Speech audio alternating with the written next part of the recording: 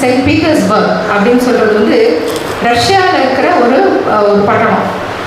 1703 அதை நிறுவனாங்க. அது எப்படின்னா அந்த நம்ம கடல் ஓரத்தில் அந்த ஒரு போர்ட் சிட்டின்னு சொல்லுவாங்க, துறைமுக பட்டணம். அந்த துறைமுக பட்டணம் அது வந்து ஃபஸ்ட்டு இருந்தபோது ஒன்றுமே இல்லாமல் இருந்தது.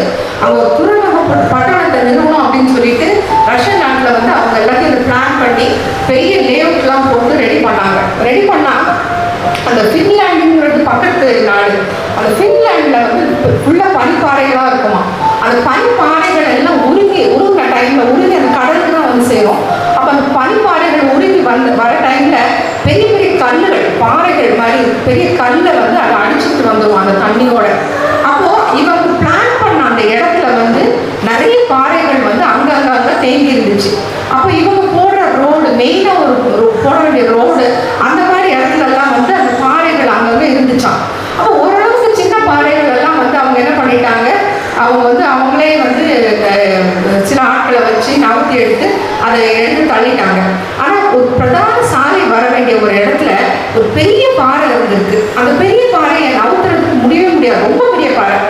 அப்போ அதை என்ன பண்ணுறதுக்குன்னு சொல்லிட்டு இது எப்படி நவுத்தலாம், இது எப்படி இங்கிருந்து அகற்றி கொண்டு போய் கடல்லையோ இல்லை வேற எங்கேயாவது கொண்டு போய் போடலாம், இல்லை வேற எங்கேயாவது வேற நகரத்தில் கொண்டு போய் மாற்றிடலாமா அப்படின்னு சொல்லிட்டு இவங்க எல்லாம் பிளானிங், அந்த கவுன்சில் பிளானிங் பண்ணிட்டு இருக்கும்போது இவங்க என்ன பண்ணிட்டாங்க, சரி ஒரு டெண்டர் விட்டாங்க. டெண்டர் விட்டு யார் கம்மியான டெண்டருக்கு வந்து இது பண்ணித்தரேன்னு சொல்கிறாங்களோ அவங்களுக்கு அந்த வேலையை ஒப்பு கொடுத்துடலாம் அப்படின்னு சொல்லிட்டு அவங்க கொடுத்த போது எல்லாருமே எக்கச்சக்கமாக ரேட் சொன்னாங்க. ஏன்னா அது அவ்வளோ பெரிய பாறை, அதை உடைச்சலும் பக்கத்தில் இருந்ததெல்லாம் நாசமான இடங்கள்.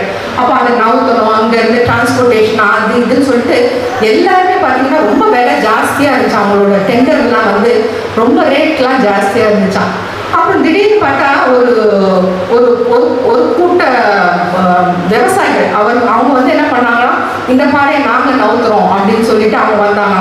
அப்போ வந்து அவங்க சொன்ன எங்களுக்கு மினிமமாக இவ்வளோ கொடுத்தா போதும் அப்படின்னு சொன்ன உடனே இவங்களுக்கெல்லாம் ஒரே சிரிப்பாங்க. இவ்வளோ பெரிய பெரிய என்ஜினியர்ஸ், இவ்வளோ பெரிய ஆட்கள் எல்லாம் வந்து என்னென்னமோ பிளான் பண்ணுறாங்க, பட் அது முடியல.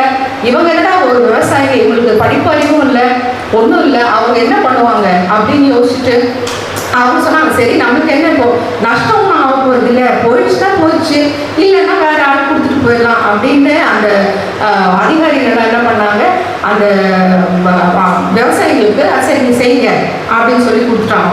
அப்போ அந்த இவங்க என்ன விவசாயிகள் என்ன பண்ணாங்கன்னா, அந்த பெரிய பாறைக்கு பக்கத்திலே கொஞ்சம் ஒரு 2-3 அடி தள்ளியே பள்ளம் நோண்ட ஆரம்பிச்சாங்க. பள்ளம் நோண்டி நோண்டி நோண்டி நோண்டி அந்த இது கல் உருண்டக்கூடாதுன்னு சொல்லிட்டு அதுக்கு மட்டும் ஒரு தடுப்புக்கு ஒரு அணை மாதிரி வச்சுட்டு இந்த பெரிய பள்ளத்தை நோண்டி நோண்டி நோண்டி நோண்டி அது எவ்வளோ பெரிய பள்ளம்னா எவ்வளோ பெருசாக அந்த பாறை இருக்கோ அவ்வளோ பெருசாக அந்த பள்ளத்தை நோண்டினாங்க. அதோட கொஞ்சம் ஆழமாகவே நோண்டினாங்க.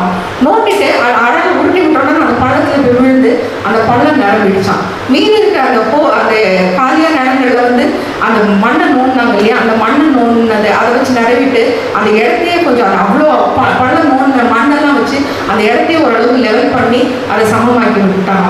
இவ்வளோ ஒரே ஆச்சரியமா போச்சு அந்த அதிகாரிகளுக்கும். நம்ம என்னென்னமோ யோசிச்சோம், இவங்க ஒன்றுமே இல்லாத விஷயத்த அவங்க இப்படி பண்ணிட்டாங்களே. அதாவது ரொம்ப படித்தவங்களுக்கு ஒரு டைம்ல வந்து என்னென்னா இப்படி செய்யலாமா அப்படி செய்யலாமாங்கிற ஆப்ஷன்ஸ் நிறைய இருக்கும். ஏன்னா அவங்க படிப்பு நிறைய படித்தனால அவங்க நிறைய வழிகள் யோசிப்பாங்க. ஆனால் இந்த விவசாயிகளுக்கு ஒன்றும் புரியாது. ஒன்று மேலே தூக்கணும், இல்லைன்னா கீழே இறக்கணும். அவங்களுக்கு 2 வழியில் ஆப் ஆர் டவுன் அப்படின்னு சொல்லிட்டு.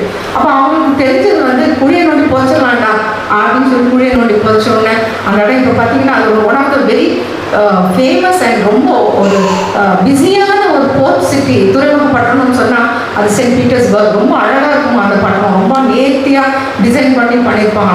அன்றைக்கி அந்த விவசாயிகளுக்கு மட்டும் அது செய்யாமல் இருந்தா இன்னைக்கு அந்த கல்லுனால அந்த பட்டணம் அங்கே வராமல் இருக்கும். இது என்னென்னா நம்ம வாழ்க்கையில இந்த மாதிரி தான் பெரிய கல் பெரிய பாறாங்கல் மாதிரி ஏதாவது ஒரு பிரச்சனை நம்ம வாழ்க்கையில வந்து நிற்கும். நம்ம அறிவுக்கு நம்ம யோசிச்சதெல்லாம் இப்படி செய்யலாம் அப்படி செய்யலாம் அந்த மாதிரி செய்யலாம் இந்த மாதிரி செய்யலாம்னு சொல்லிட்டு நம்ம என்னென்னமோ யோசிப்போம். பட் நமக்குன்னு ஒரு ப்ராப்ளம் சால்விங் காட் ஒருத்தர் இருக்காரு. அவர் ஒருத்தர் மாத்திரம் தான். ஒன்றும் இல்லை, சும்மா அப்படி தள்ளி விடு, அது பறந்து நோண்டு, அதை கொட்டு, அதில் மூடு, மூடி போட்டு போயிட்டே இரு, அது மாதிரி நடந்து போயிட்டே இரு. அவர் நம்மளுக்கு ஈஸியாக ஒரு விஷயத்த நம்மளுக்கு சால்வ் பண்ணி தருவார். ஹல்லேலூயா. நம்ம அந்த மாதிரி அதே இன்னைக்கு ஆராதிக்க வந்திருக்கோம். ஹல்லேலூயா. கர்த்தர் மாத்திரம் தான். எவ்வளோ பெரிய பிரச்சனையா இருக்கட்டும், யாருனாலும் நிறைய மேதாவிகள், அதாவது to put the wise man, make the wise man foolish, God has selected us ன்னு சொல்லிட்டு வசனம் சொல்லுது. அதாவது பெரிய மேதாவிகள் ஞானிகளை வந்து முட்டாள்கள் மாதிரி ஆக்குறதுக்காக கர்த்தர் நம்மளை ஒன்றும் தெரியாது நம்மளை வந்து ஒரு பேரையான நம்மளை வந்து கர்த்தர் நம்மளை தேர்ந்தெடுத்து நம்மளை கர்த்தர் உயர்த்தி வச்சிருக்காரு. ஹல்லேலூயா. அதனால நம்ம எல்லா வாழ்க்கையிலையும் கண்டிப்பா பிரச்சனைகள் இருக்கும். ஸ்கூல் பிள்ளைங்க இதுல வந்து அவங்களுக்கு படிப்பு ஒரு பெரிய ப்ராப்ளமா இருக்கும். வேலை செய்யறவங்களுக்கு வேலை, வீட்டில் இருக்கவங்களுக்கு வீட்டு பிரச்சனைகள் அப்படின்னு சொல்லிட்டு ஒரு விஷயமும் ஒரு ஆளும் யாருமே வந்து எனக்கு ப்ராப்ளமே இல்லைங்க, நான் ரொம்ப சந்தோஷமா இருக்கேன்னு சொல்றதுக்கு இல்லை. எல்லா லைஃப்லயும் ப்ராப்ளம் இருக்கு. But who solves a problem? அந்த ப்ராப்ளம் சால்விங் காட் கிட்ட நம்ம இயேசு கிறிஸ்துட்ட வந்தா நம்ம ப்ராப்ளம் ஈஸியா நம்ம சால்வ் பண்ணிட்டு நம்ம வாழ்க்கையை நடத்தி